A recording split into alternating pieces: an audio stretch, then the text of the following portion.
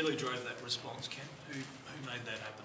Oh, I think the players clearly do, and footy does crazy things sometimes. You have to turn up and do what you have to do when you have to do it some days, and today was one of them days for us, and we played the game the way we wanted it to play, particularly in the first half, and we're pretty ferocious with the way we went after the opposition. They're a young team, we all get that and understand that, so our key was to make sure we could get great pressure on the game. Great to do it for Boak as well on a big day for him and the club. Yeah, it's a great result for Travis and the club, and we had Brett Ebert in the rooms before the game and talking around it, and it was a really nice day for Travis and the Ebert family, I'm sure, to see that go on and happen, that Trav overtook the great man Russell. So he's been amazing for this footy club. Both people, you wouldn't want one without the other, would you? It's just the way it is. Is there a fine for Georgiades for not handballing off to him in that final quarter? I didn't see it, but I heard the crowd, so I assume that's what, because someone said Boakey was there or something, so maybe. So I don't know, but Trav would have been just happy that we played the way we wanted to play, and he was part of a successful team. He's been in that role at West Coast, but it was Willie Rioli's first centre bounce for as a Port Adelaide player. What was kind of behind that? Does it look like it was an inspired move?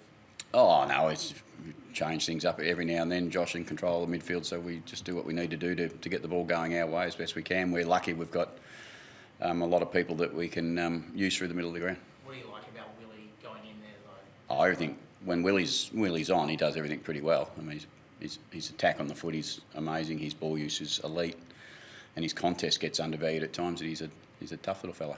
How's Jack? The We don't know yet. Clearly, he's knocked his nerves, knee on a hip, basically. So we'll wait and see. I mean, obviously couldn't go back out there, so it doesn't give you a lot of optimism. But we'll, as we do with all the boys who are a bit sore, and we play in 5 days, so we'll scan them up on Monday, and we'll let you know exactly where they're at. How frustrating is that? I think it was about 10 seconds into his home. Yeah, I'm not sure he got that far. But yeah, it was the first contest he went to, so he went back out to try it, but it just wasn't feeling right. So again, we'll wait and see what the scan gives us. Did that change the way you kind of had to play today, given it was only really Mitch is the target up there? Jace had to go there a little bit, but it seemed like really focused on lowering the eyes, hitting targets were up. Yeah. Well, I think that's our probably preferred model for this season if we could, but it's more around we've got movement in our forward line more than we've had in the past, so we're trying to support that with the way we use and share the ball. So yeah, Luco, it doesn't help when you lose one of your 2 marking targets, but we found a way.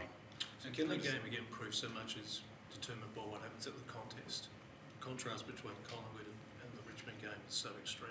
Is that about the way you set them up, the way they approach it? What's the key thing there that you're learning from one week? No, it's a boring answer. It's AFL footy. If you're a little bit off, you get smacked, and if you do, you got to turn around and respond. That's the demands of the game. Performance industry says if you don't live up to what you should, you're expected to do it next time you come out, and you get a chance to rectify that. But we know it doesn't always go like that either. So we overplay it sometimes. It's disappointing. As I said, it was a horrible loss last week, but it was a loss, and we have to move on really quickly. Connor set such a high bar for himself, and maybe just didn't quite hit that last year for a number of reasons. But he's really started this season meaning business. Yeah, he's in really good form, and he's working really hard. He's a young captain who's maturing. He had his first year as captain last year. I think we mark him all too hard sometimes, but I guess that's what the industry is like. You get whacked every time you do something not quite where everyone thinks it should be. Where do you sit with Jason Horne-Francis and playing on the edge? He's had some issues with giving away free kicks. I think he had 4 again today. Did you see the one he got when they tackled and ripped his neck off? Yeah, I did see that. That's a high tackle too. So he gives away a few. I think he's entitled to a few too. But he's happy for him to play on that line. Oh, of course we are. We support the way Jason plays. He knows that he doesn't want to give away free kicks, but he's an aggressive player. I mean, he goes at the ball pretty hard. It's no different to Pep. There's those type of players in the game for other sides, not just our side. So Jason's one of the players who does play aggressive brand of footy. Are you happy with the way he responded?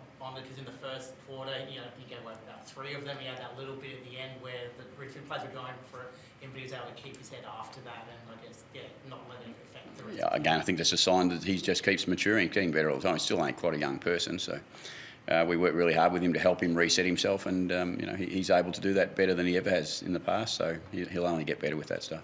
You're going to have to keep getting creative up forward. Yeah. Luco's hurt, and I think Ollie went for a scan today as well. You've got a few headaches there.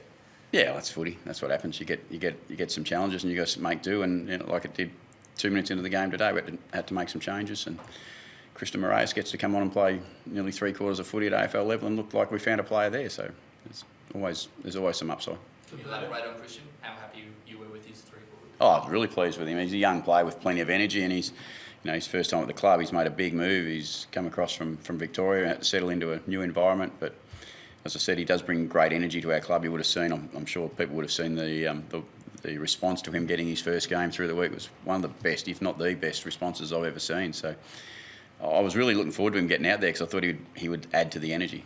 What was he like on the bench when Jack went on? He didn't get there for very long, so he's a good kid. He just does things the way he has to do them, and he gets ready. And he's certainly not intimidated about going out there, but he was nervous. How much do you enjoy those kind of moments with the young guys? You've always been a coach who's ready to give the young kids, a chance pretty early on. How much do you enjoy those moments? Yeah, you as a coach, they're gold moments. You love them. You love to be involved with them, and you see someone start their career off, and you get an opportunity to watch them for hopefully another 12 or 13 years that he's playing. You think, some stage you'll be able to look back and go, you were around when he played his first game.